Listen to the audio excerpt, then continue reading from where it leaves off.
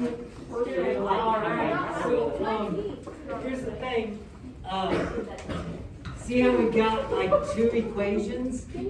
And we talked about like what interval you use each one, right? But here's the thing.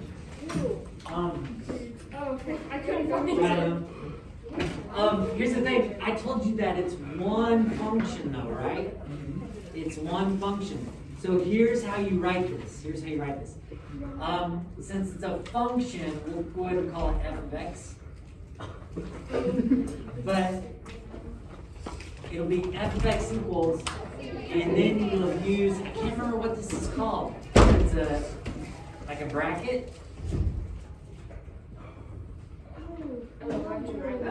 Yeah. And you'll say, well, you're going to use negative x as your equation when x is less than or equal to 0. But you're going to use 2 if it's x is greater than 0. So that's what they look like. And actually, you can see an example down here, can't you? Oh, yeah. Yeah. Now, here's what's kind of interesting. Whenever we have graphs and things, we can think about, and it's been a while since we thought about it, but we can also think about what our overall domain is and what our overall range would be. So take a look at our picture here. What's our domain? What's our inputs?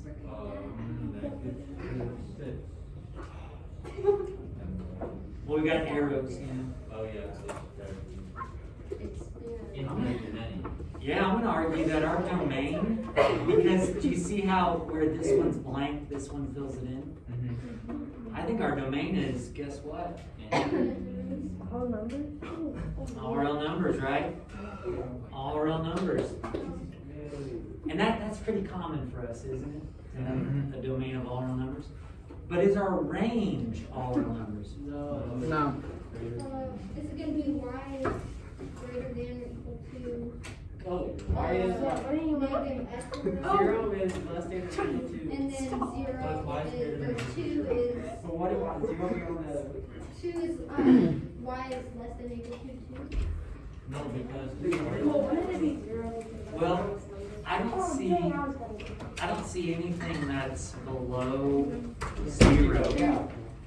And do you see how we've got some information here, but isn't that also covered by this graph? So when you think about domain and range, think about your smallest. What's our smallest y value? 0. What's our biggest y value? Infinity. Infinity goes up forever. This doesn't really play any part in it, does it? No. So all we have to say is y is greater than or equal to 0. This is so That's interesting. sweet. All right, so now that we've seen an example, let's get a definition down. A piecewise function is a function defined by 2 or more equations.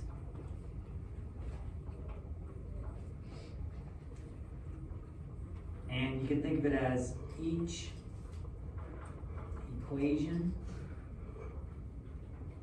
is a piece of the function.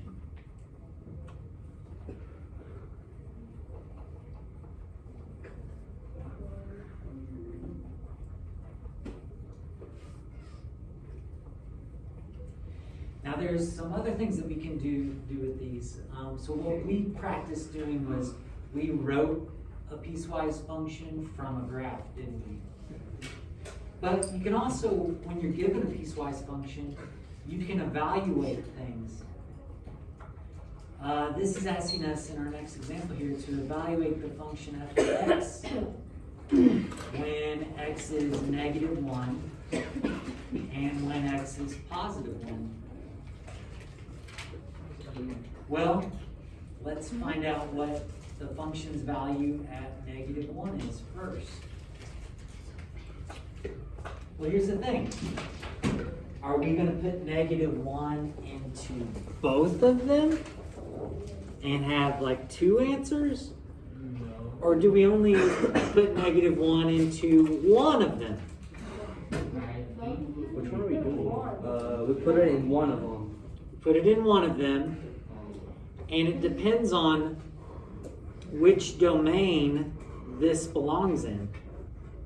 Does -1 for x belong in x is less than or equal to 0? Or does it belong in x is greater than 0? It would be less than. It's totally less than, isn't it? So we're only going to use this part right here.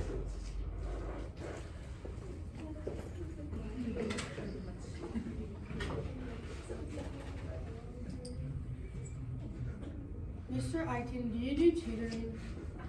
I do When? tutoring every day Is it funny? But like what time? after school. Okay. I guess Rebecca and John, you're driving me a little insane. Not gonna lie. Every single moment that we have a hesitation in the notes, you're distracted. You're doing other stuff. That's not how your brain would like to learn. That's not how you learn effectively. Since -1 is less than or equal to 0, you're going to use the first equation. So you're just going to simply put -1 in for x in the first equation.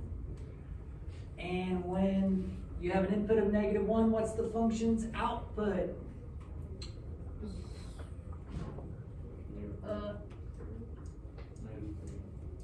-3. Okay. What about the function's value when you are at 1? Well, which domain does it satisfy? X is greater than 0. Yeah, it's totally greater than 0, isn't it? So it's the second one. Oh, that makes sense. So we go 2 times 1 plus 1. And what's the function's value at 1? +3. Positive 3. So do they always flip?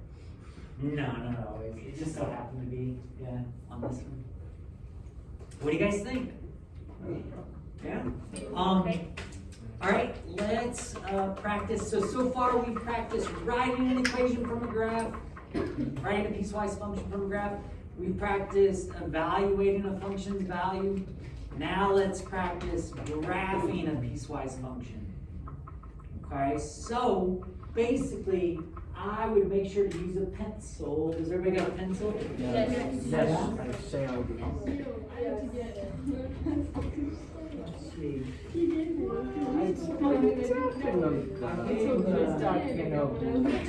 All right, so I'm gonna have to cheat a little bit because I gave Callista my pencil. So here's how. Let me just give you the game plan, okay? Basically, you can kind of cheat a little bit and think about, all right, which half of the graph is this going to be? The bottom. Well, it's x values, so the left side, The right? slope is negative. And this is the right side. So what you could do is you could graph this. You could graph this. I don't know why I'm talking over so many people. I'm so sorry. Yeah, I don't know why I think I can just talk and be listened to. It's strange.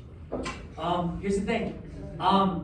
X is less than or equal to 0. You can do the left half of the graph, and then make sure to do this one on the right half. But I honestly don't like to overthink it too much. I'm just going to go ahead and graph this equation, graph the other equation, and then I would erase what doesn't fit. So that's what I suggest you do. Go up 2 for your y-intercept, and then what's your slope? -1. -1, so you go down 1 over 1, down 1 over 1, or you could back it up and go where?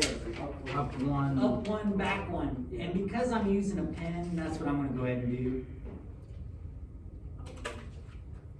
And then a straight edge helps out. If you got a straight edge handy.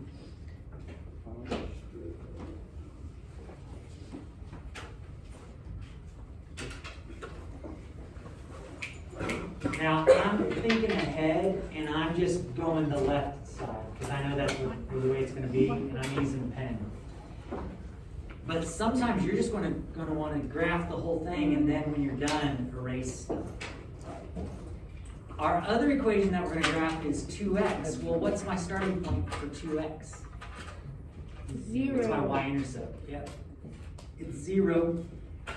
And then where does slope tell me to go? Up 2 over 1. Up 2 over 1, up 2 over 1, up 2 over 1. You could also go where? Down to back 1, down to back 1, down to back 1. But why am I not gonna do that? Because you only do that on the right side. Because it turns out I'm only gonna need the right hand side, aren't I? And then use the straight edge. And again, you're using pencil. You might need to erase, but I'm kind of cheating a little bit because I'm using a pen. So once you graph them both, you say, all right, well, this one was only used with x values that were less than or equal to 0. So that means I'm only going to have this half of it, right? This half of it. And also, what's my endpoint going to be? A circle or a dot? Or a circle. Dot. Oh, for that one? A dot. Yeah. Dot, because it's equal to, right? But notice on our second one, it says it's used for values that are greater than 0. Do we want to include 0? No. Don't. So what do we put at this end? Open a circle. Got it, a circle. I have a question. Question. Why don't we graph all the way down? You could, but it wouldn't be accurate because this is the graph only when x values are bigger than 0. So it's this side. This is the graph only when x values are less than 0. Yep. So that's why sometimes I graph these out and then I end up erasing to make sure that I satisfy the domain there. All right. So I've got a little explanation here. The way I have down to do this is you graph each piece. Graph each piece.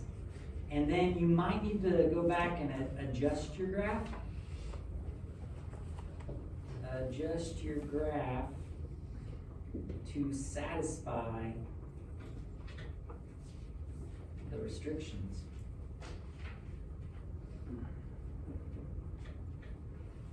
And again, I'm using pen, so I didn't go back and adjust it too much because I kind of thought ahead. What do you guys think? Oh, it says to describe the domain and range. What's our domain on this?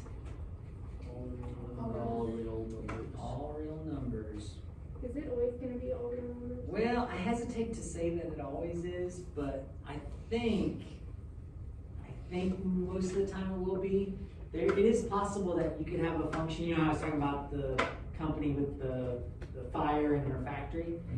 It could be that for a little while there they didn't have any profit, so you might have a gap in your equation, you know what I mean? So you want to kind of be careful with that, but I think for the most part, Lexi, they're all going to be all real numbers. Just kind of double check and make sure that if one has a blank, it's got a solid dot to compensate.